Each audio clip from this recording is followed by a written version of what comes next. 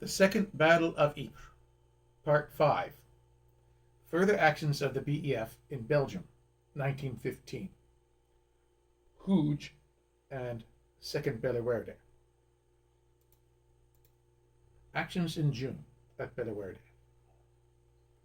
Not included in the official battles of Second Ypres was further fighting in June, July, August, and September in the Bellewaarde area. We will now look at them. Raid on Hooge Chateau. On June 2nd, 1915, German artillery bombarded the Hooge area from 5 a.m. to noon, leaving only two walls of the chateau standing, after which German infantry attacked and captured the chateau and stables. A counterattack on the night of June 3rd to 4th recovered the stables, but the Germans held on to the chateau. The Battle of Bellewaerde, June 1915. It was 2 a.m. on the 16th of June, and dawn was slowly breaking over Bellewaarde. It was exceptionally quiet. The troops of 3rd Division were situated on the western edge of Railway Wood and shrouded in a thick mist, which reduced visibility and gave the illusion of safety. Across the few yards of no man's land, the German troops of Reserve Infantry Regiments RIR 248 and 246 and Untereinsatzliche Infantry Regiment number 132 were also blanketed in the thick damp mist. It swirled around their trenches, deadening sound and reinforcing the illusion that all was secure. 50 minutes later, the planned British artillery bombardment began. By the end of the day, more than 4,000 men would be casualties on a field approximately half a mile square. At the close of the Second Battle of Ypres, the German trenches between the Menin Road and the Ypres-Roulers Railway formed a salient. From Bellewaarde Ridge, situated on the eastern side of the lake, they were able to overlook the greater part of the ground east of Ypres. In early June, the British decided to attack the salient and take possession of Bellewaarde Ridge. The attack was to be carried out by the 9th Brigade of the 3rd Division with 7th Brigade in support. More than 100 years later, the Battle of Bellewaarde in June is not an engagement many, if any, people have ever heard of. The battle lasted more than 12 hours over territory little more than half a square mile. It is dwarfed by the battles of the Somme and Passchendaele. It is the subject of a book from historian Carol McEntee Taylor, who brings the battle to life with personal testimony weaved with strategic overview.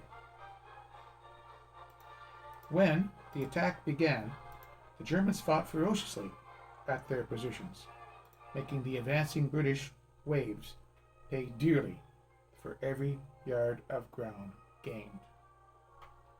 For a British battle plan of 1915, it was relatively well conceived.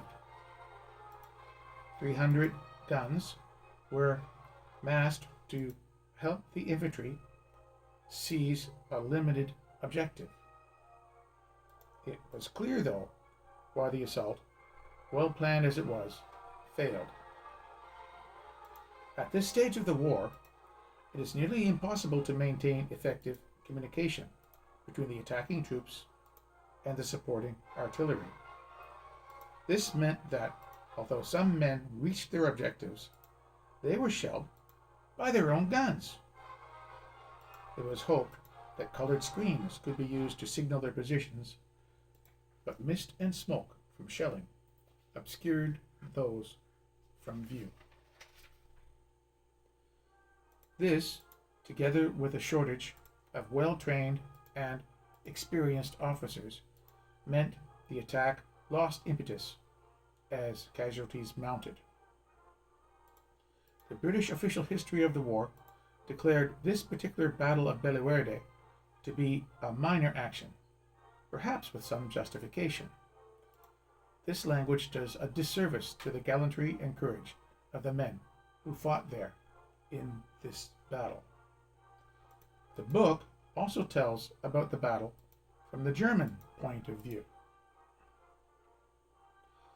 The Royal Scots Fusiliers, the Wiltshire Regiment, and the Honourable Artillery Company, and the 1st of the 10th, the King's Liverpool Regiment, were the British forces involved. Actions on Bellewaarde Ridge continued into July. On July 29th to 30th, 1915, the 14th Division, which had been holding a part of the Ypres salient ever since the middle of June, went into action. During most of the time, there had been minor fighting over the village and chateau of Hooge. On July 17th, a mine was successfully exploded under the enemy's front line, and the crater was occupied by the 4th Middlesex Battalion from the 8th Brigade of the 3rd Division. Other attempts were made to capture a piece of the enemy's line on July 22nd, but without success. The area had become very unhealthy and was subjected to constant shelling. To quote from the official history, rumors of German retaliation by an attack along the Menin Road were current on the 26th, but it did not take place until the morning of the 30th, and then against the Hooge sector. This was held by the 41st Brigade, commanded by Brigadier General O.S.W. Nugent of the 14th Division, commanded by Major General V. Cooper. These fellows had just taken over the positions a week beforehand. The 8th Rifle Brigade, under Lieutenant Colonel F.C. McLaughlin, held the front at the Hooge Crater, with the 7th KRRC of Lieutenant Colonel G.A.P. Rennie on its right. The crater itself was untenable, owing to constant trench mortaring and strafing from German aircraft. The trenches, dry but dilapidated beyond measure, ran up to the lip on either side, with no definite connection round the crater. The sector had an evil reputation for being subject to incessant sniping and bombing, besides trench mortaring and shell fire. On the night of the 29th to 30th of July, 2 other battalions took over from the very tired and worn 7th Rifle Brigade and 8th KRRC, but there was an ominous silence. No notice was taken by the enemy of the noise that was inseparable from a relief of troops from their positions.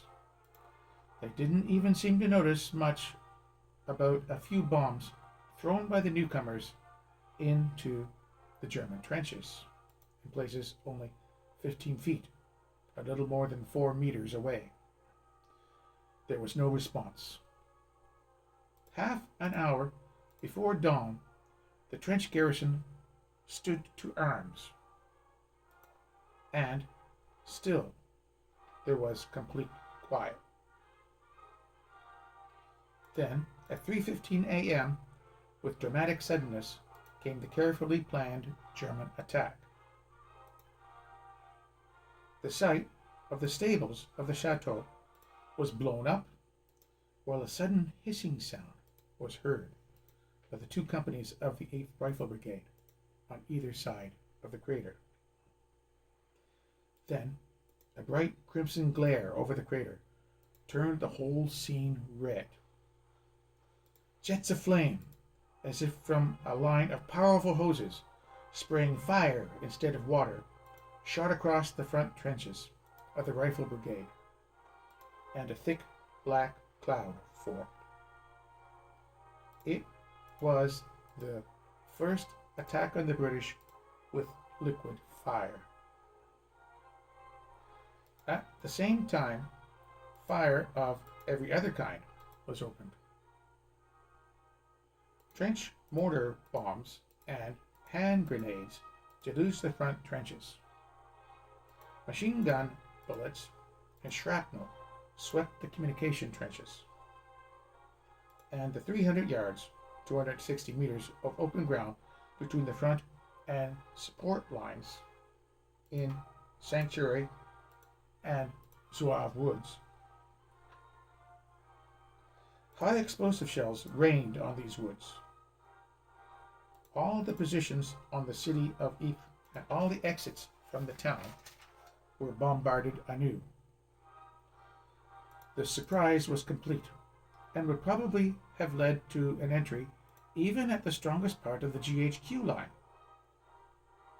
Most of the 8th Rifle Brigade in the front trenches were overwhelmed.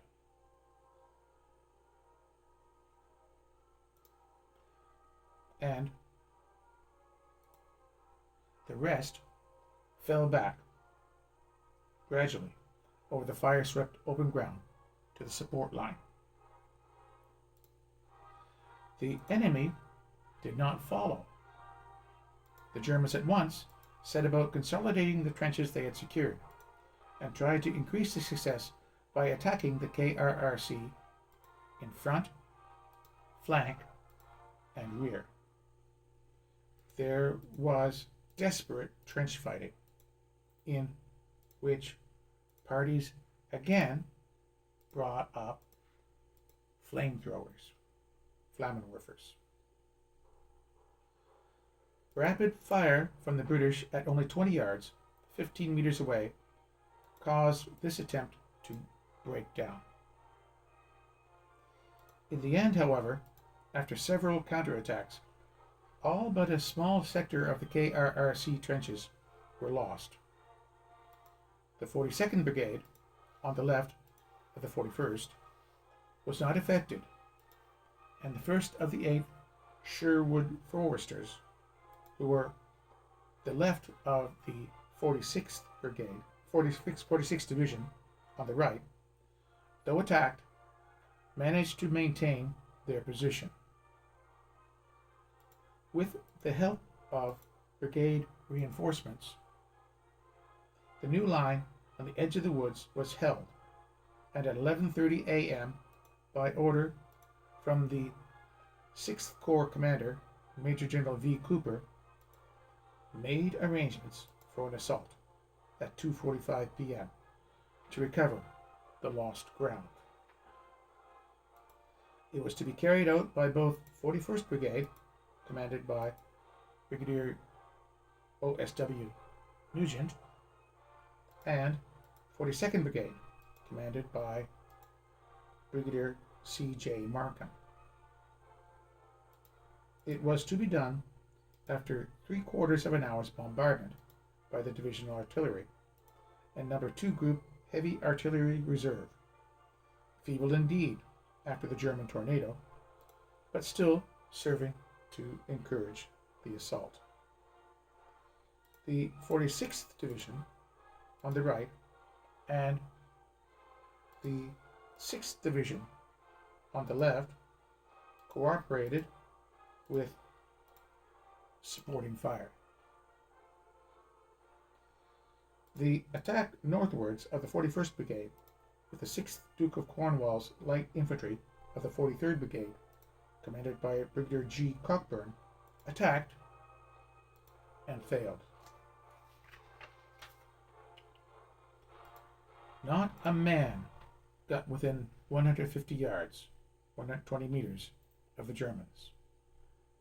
But the attack eastwards by the 9th KRRC of the 42nd Brigade succeeded in regaining part of the lost trenches. British troops of the 9th and 7th Infantry Brigades assaulted the enemy trenches on Bellewaarde Ridge between Bellewaarde Ridge, between the Menin Road and the Ypres Rulers Railway. Their objective was to remove the enemy from the high ground, which gave an observation point over most of the Allied ground to the east of Ypres.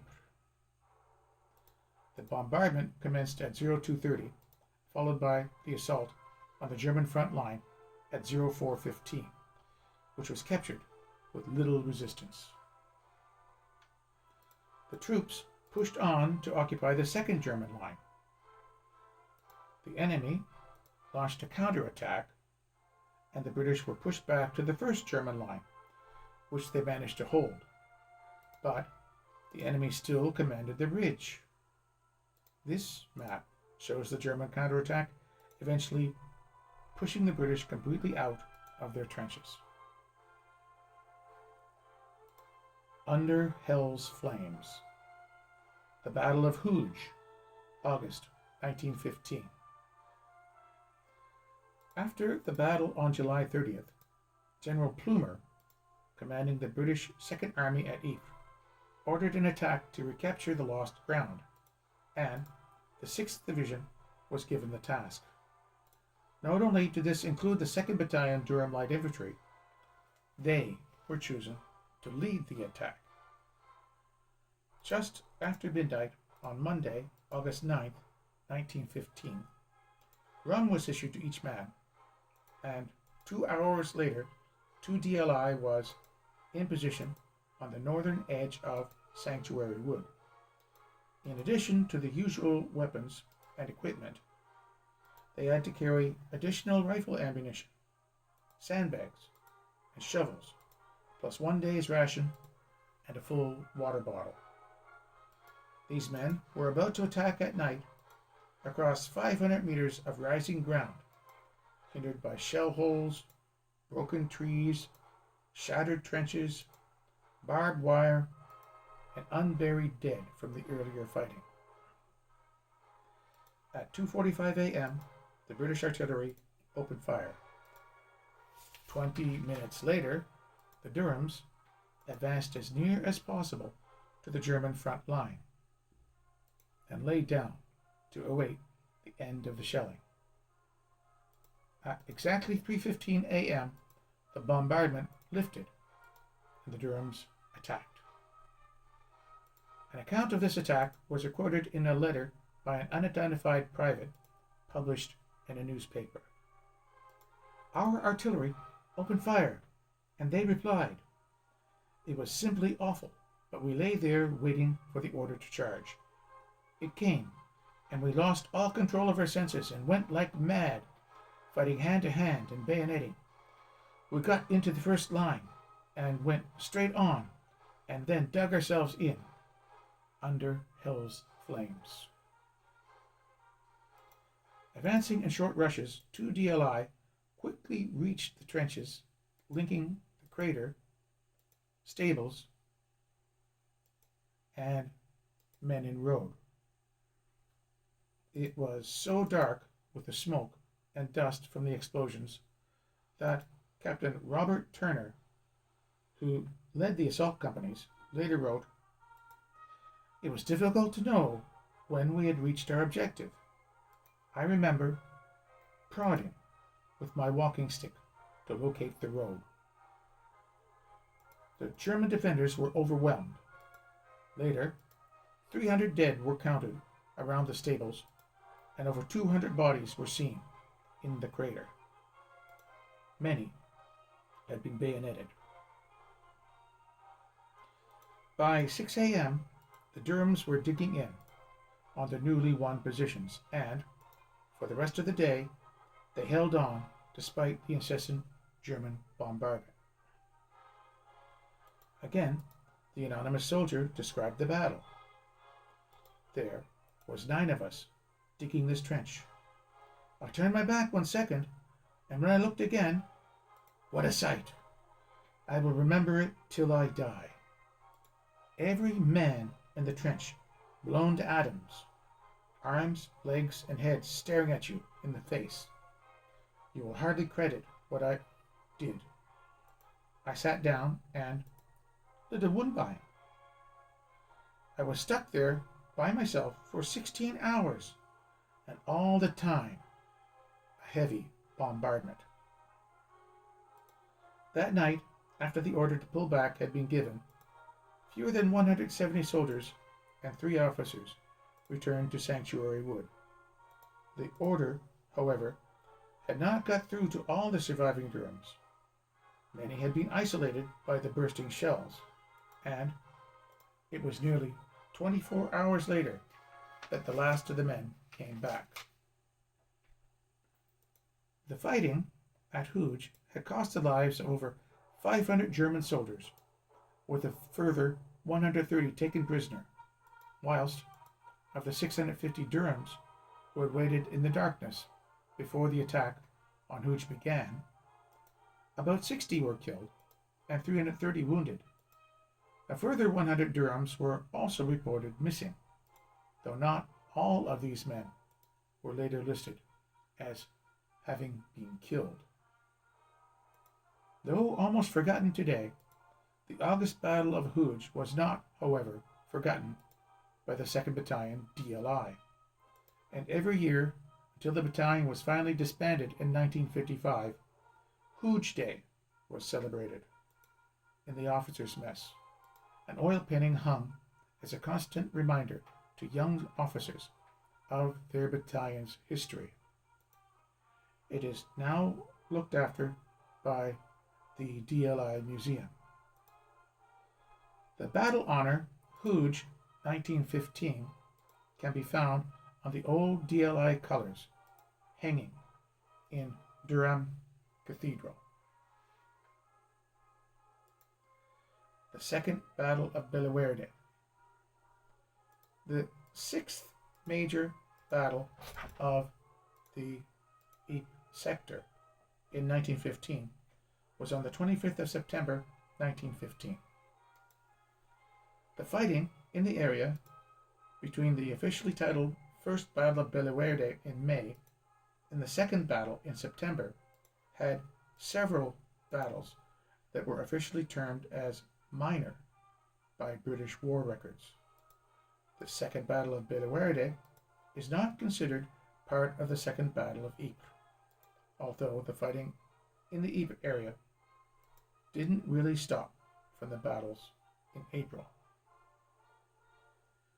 On the 25th of September, the 1st of the 4th Battalion, Territorial Force, Gordon Highlanders, participated in their second major action. The first was at the Battle of Mons in 1914. The second was to be known as the Second Attack on Bellewaarde, and this action took place at the same time as the major offensive at Loos. Here we have 2 different regiments, the Gordon Highlanders and the Oxfordshire and Buckinghamshire Light Infantry, telling their own separate stories. The battle is known as the 14th Division Attack on Bellewaarde, as well as the Second Battle of Bellewaarde Farm. The 5th Service Battalion of the Oxfordshire and Buckinghamshire Light Infantry had been formed at Oxford in August 1914 as part of Kitchener's new army and was placed under the orders of the 42nd Brigade in the 14th Light Division. On May 21st, they landed in Boulogne. A few days later, About 4 months before the Second Battle of Bellewaarde, on May 24th to 25th, 1915, the final scene of the Second Battle of Ypres had been played out in what was later became known as the First Battle of Bellewaarde Ridge. Further actions in the area included an attempt to take Bellewaarde Farm on June 16th, and then later the Battle of Hooge Crater, which centered on the ruins of the Hooge Chateau and stables on June 30th. In this battle, 8 rugbymen in various rifle regiments were killed. A subsequent attack by 6th Division on August 9th regained all of the ground lost, including the ruins of Hooge Chateau stables.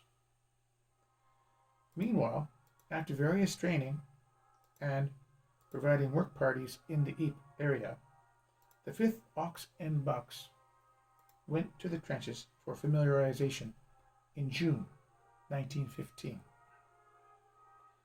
From thereafter, in June and into July, they were in the trenches in the Ypres area, as well as providing working parties when not in the front line. There was a steady number of casualties, and in June and July, about 49 officers and men had been killed and 276 wounded. On August 1st, the battalion, forming part of the 42nd Infantry Brigade of the 14th Light Division, was still in the neighborhood of Ypres.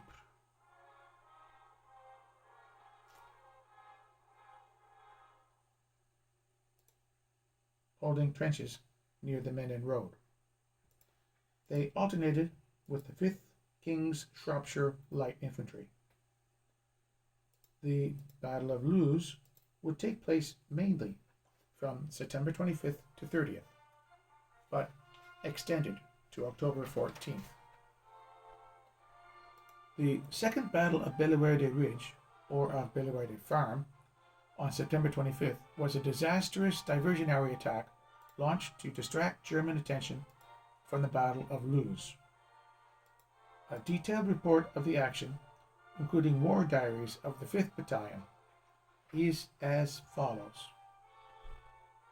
The 42nd Infantry Brigade was tasked with seizing Bellewaarde Farm.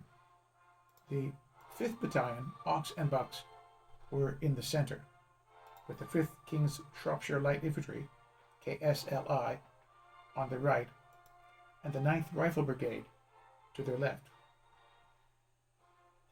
Before the action on September 17th, all the officers and NCOs visited the spit-lock plan of the German trenches around Bellewaarde Farm, laid down in scale from airplane photographs. On September 19th, the whole battalion had hot baths and a change of shirts at Poperinge, followed by church parade at 11:30 a.m. Companies practiced the attack on skeleton trenches in the afternoon. 40 men of the battalion were allowed to go each night to the 6th Division fancies, brothels, and 40 to the cinema at Poperinge. After a further 3 days training and familiarization, the battalion proceeded to the trenches on September 23rd. 2 companies went by train, leaving Poperinge at 6 p.m. They arrived in the trenches on September 24th. Here is the quote from the war diary. Heavy bombardment by our guns of all sorts continued throughout the day. 1 HE shell pitched in one of D Company's dugouts, killing 1 man and wounding 6 men. Our own 6-inch battery put a dozen shells or more into H-17, H-16, and H-16.5.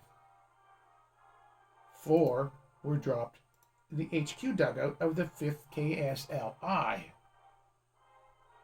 3 guns appeared to fire correctly, but the 4th gun was persistently short. Result? about 21 of our men were killed and wounded, and about 15 of the KSLI, and some damage was done to the trenches. The forward observation officer of the battery was killed. During a preliminary bombardment at 3:50 a.m., the troops moved from their assembly trenches, and at 4:19 a.m. a mine was exploded, with the assault launched at 4:20 a.m. and the barrage lifting for a minute to midway between the German lines, and then at 4:21 lifting for 2 minutes onto the second German line, and then on to the third line. Meanwhile, the men were ready to sweep forward to the German second line with platoons to arrange to enter Bellewaarde from the south and arrange fire to keep down machine guns if necessary. Various bombing parties and blocking parties were deployed to protect the attack. It seems that some objectives were reached, but men on the left were severely dealt with by enemy artillery, and whilst the Ox and Bucks met up with the Shropshires, they later had to withdraw when the Germans counterattacked.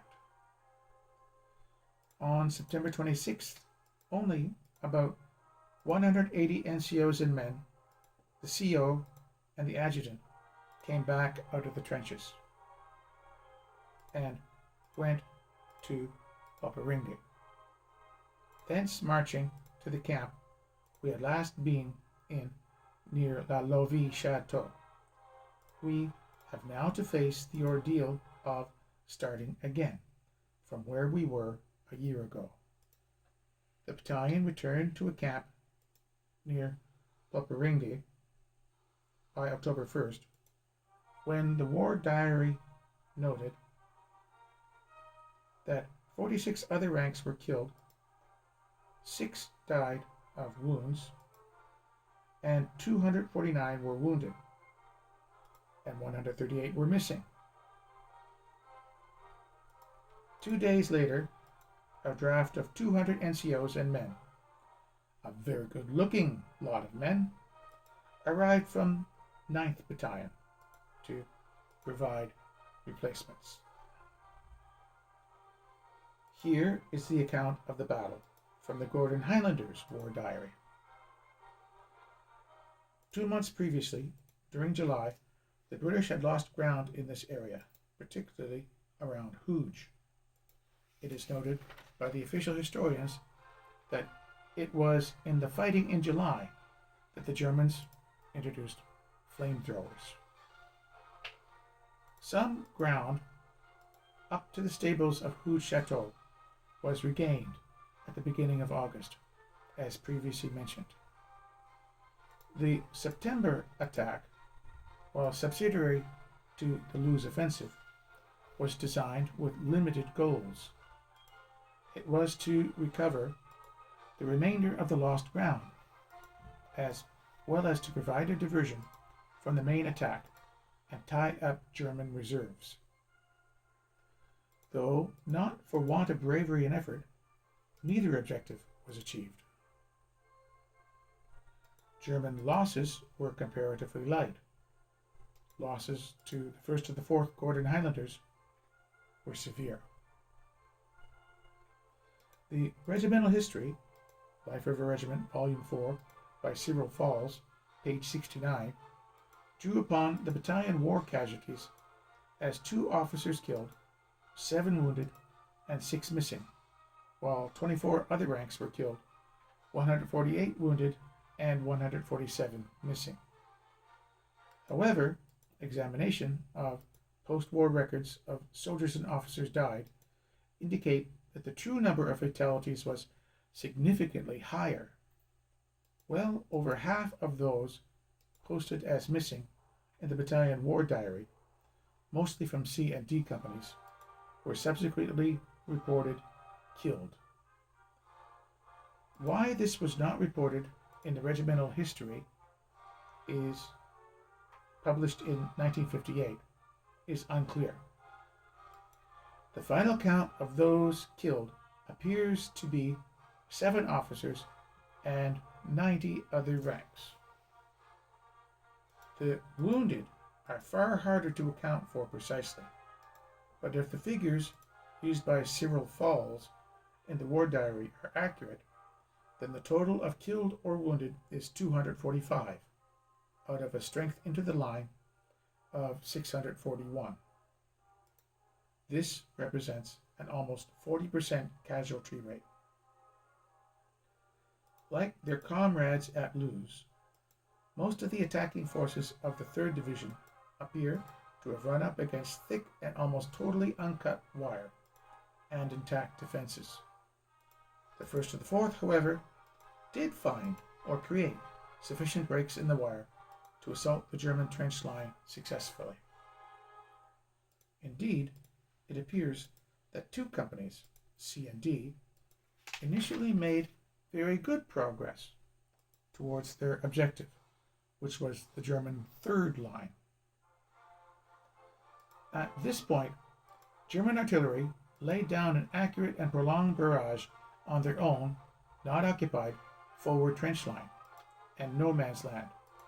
This barrage, coupled with heavy rifle and machine gun fire from above the Menin road, prevented the digging of communication trenches to afford some cover across no man's land, and thereby critically limited the ability to resupply the advanced units of the 1st and the 4th with ammunition, and particularly bombs.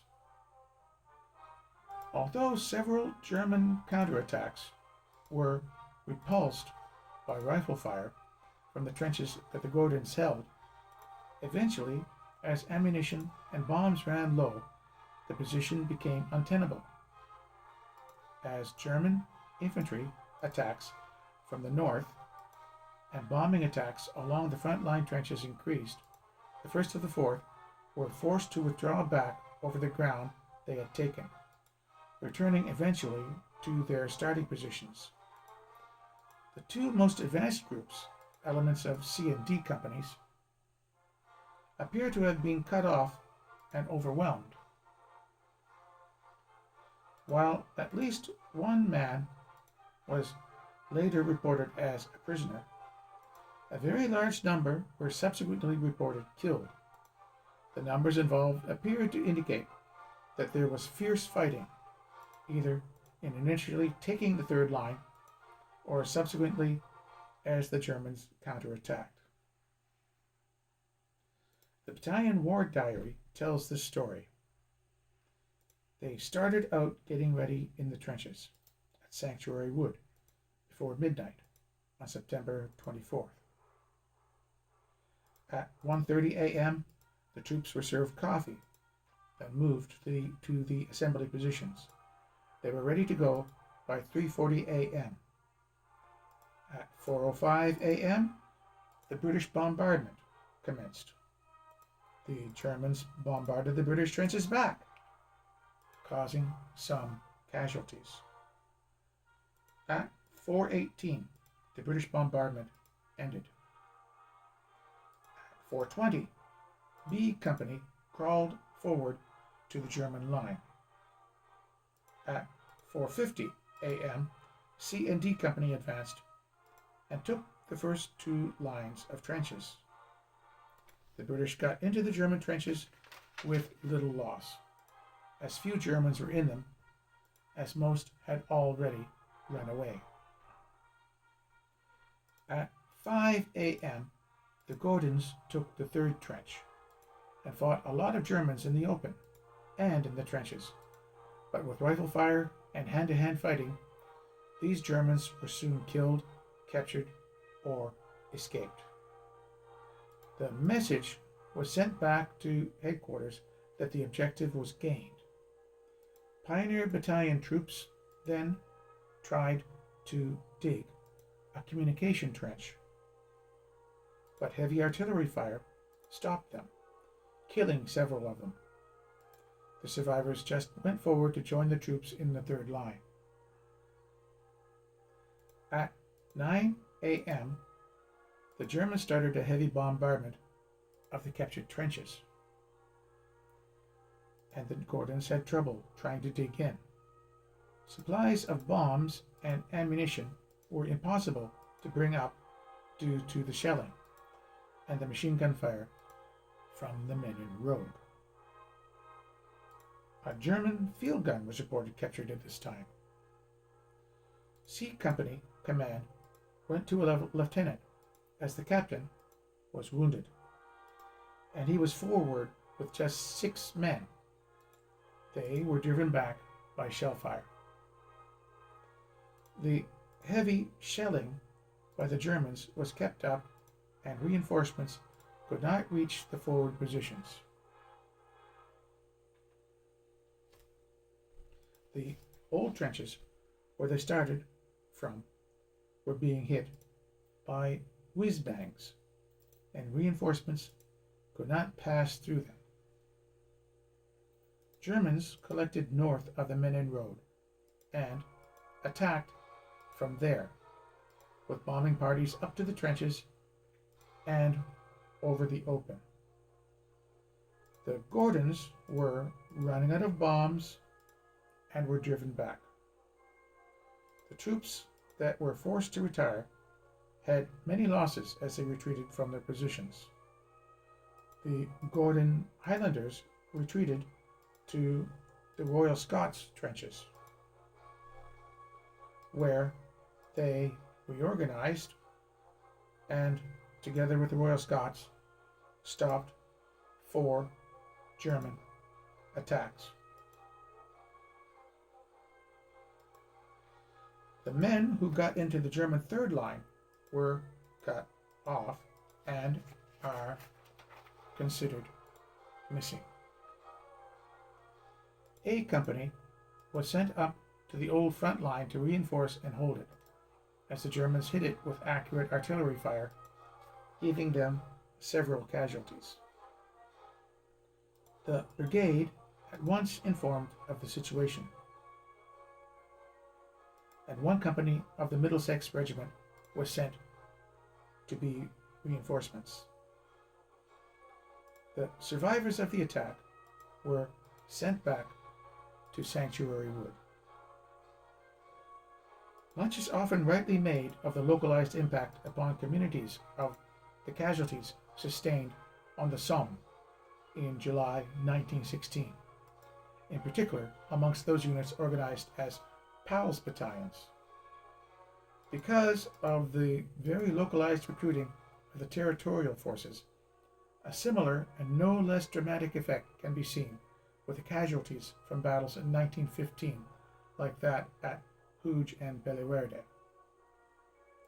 The average age of the other ranks killed was 22 years and 5 months. This is skewed upwards slightly by the presence of a couple of individuals in their later 30s. One of these slightly older men was J.K. Forbes. He was a 32-year-old acting sergeant. Somewhat unusual for the battalion diary, the entry describing the battle notes where and how he was killed. Shell fire. Forbes, who was in charge of the sniper section, is mentioned on several previous diary entries as having provided excellent intelligence as a result of his forays out into no man's land. After his death, the surviving sections of his diary were retained by William Taylor and Peter Dyack and published in the form of a posthumous memoir entitled Student and Sniper Sergeant, a memoir of J.K. Forbes, Hodder and Stoughton. Forbes was also a member of U Company. U Company was the Aberdeen University Company of the 1st and the 4th, and has the distinction of being the only university company to remain together and serve in one group as part of a battalion. U Company became part of D Company when the companies were doubled. Thus, many of the men lost in the advanced group, which was cut off, appear to have been from the University Company. The story of this company is unusual to some extent in that numerous undergraduates and university graduates served, not as officers, but as enlisted men. This is well recounted in John McConaughey's book, Student Soldiers, Moravian Press, 1995, in addition to Forbes's memoir and McConaughey's book. There is also a detailed account of this period in Alexander Ruhl's Students Under Arms, Aberdeen Press, 1934.